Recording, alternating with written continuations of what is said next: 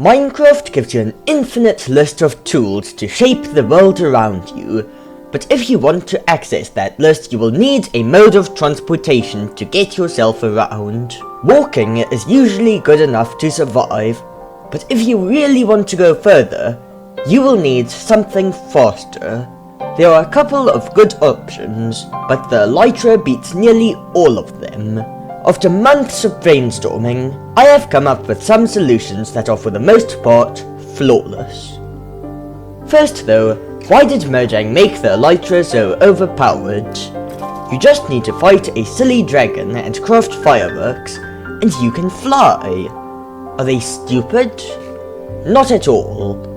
Making the Elytra so much better than the other options wasn't a spontaneous decision by Mojang, but a process spanning many updates and years. When the Elytra was first added, it was a lot more balanced against other modes of transportation.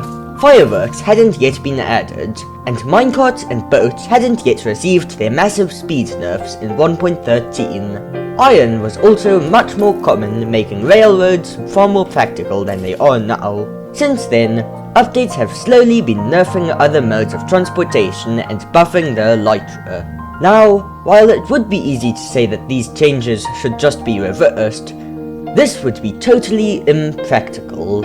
Other additions to the game are balanced according to these changes. For example, iron can't be made as common as it once was.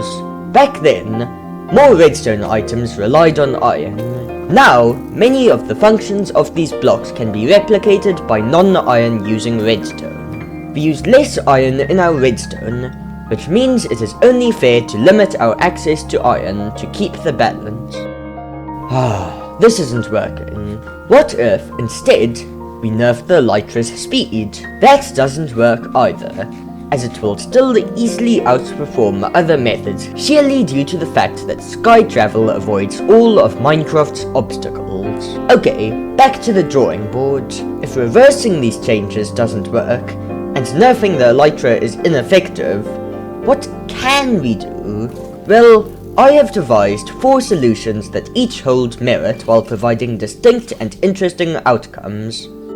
Option 1. Upgrading other transportation methods.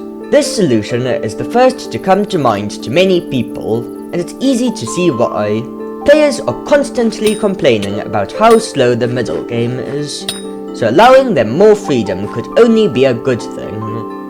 Enchanted horses, speedboats, tanks, you name it. These would help players move around before the end game. Imagine a Minecraft rail system running at double speed, fueled by redstone and copper engines. Suddenly, building railroads feels exciting again. However, it's not all hunky-dory. Here's why. Enchanted horses would quite literally break Minecraft, and not in the way one might expect. If too fast, they could accidentally run past the screen into the real world, where they would create a black hole that would swallow the earth. Not ideal. Jokes aside, upgrading other transportation methods is a very respectable solution to the issue. The pros are that it would encourage players to engage with other transportation systems, while also giving a use to many unused items like the fletching table. However, there are also numerous cons to consider. For one, the changes could disrupt carefully balanced servers. This could be devastating for the loot crate buying community, since players may have spent all of their savings on items which become useless overnight. Some would argue that this could teach people fiscal responsibility, but I just don't think it fits the theme of Minecraft. Option 2. Elytra soft nerfs. Instead of reducing the Elytra stats, we could introduce new challenges that would affect how people use these items. Wind could be a great addition. It could knock flying players off course while providing a boost to sailboats. There could also be new armor trade-offs. You already can't equip both a chestplate and an Elytra at the same time. Now imagine if that also affected the rest of your armor and totems of undying. This would make flying too dangerous to even be considered on hardcore worlds. This would introduce some unique challenges to the game.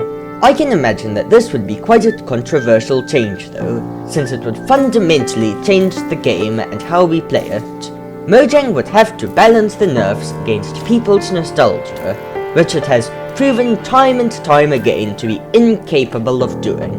The pros of this change would be that it would keep Minecraft's gameplay balance. It would make players think more strategically about when and where to use elytras, leading to more interesting gameplay. However, this may also be too punishing for noobs who just want to fly. Pros won't have to worry too much about these relatively minor changes, but they would ruin the game for bad players. It would also be very difficult to implement features such as Rend, and it could potentially require Minecraft to rewrite the source code, breaking all mods. Option 3. Biome-specific transport. Perhaps we have been looking at this too broadly. Elytras are amazing everywhere at the moment. What if, instead of a general nerf to them, we make them less effective in certain biomes? There could be a new magic fog biome where gliding is far riskier. There could also be biome-specific mob abilities, such as a double jump for goats in the mountain or a digging ability for horses in caves. This option has the potential to be game-changing. Biome-specific features have never been added before, despite being laughably easy to make. This is due to a plethora of reasons, including nostalgia. People just don't want the game to change from how they remember it. This is obviously an unhealthy mindset that Mojang must be cautious not to adopt under any circumstances. This solution would have some big upsides. It would create more natural gameplay variety, while also allowing for more creative biome design opportunities for the developers. Exploration would feel more dynamic and immersive, and the new biomes would contribute to Minecraft's lore and atmosphere.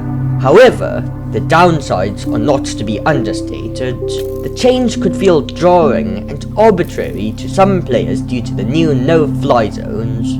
It would also increase the pathfinding complexity and force players into cumbersome routes between bases. Option 3.5. Subscribe. It may not take you across the map, but it takes me closer to my goal of 100 million subscribers by the end of 2025. Thanks a ton. Option 4. Infrastructure upgrades. Seeing as elytras are only accessible in the late game, it would be wise to focus specifically on this part of the game. The game should reward players for building up transportation equipment. There could be new teleportation pylons linking two separate pieces of the world. Railroads could be upgraded to allow unprecedented automation, creating trade networks spanning across thousands of blocks.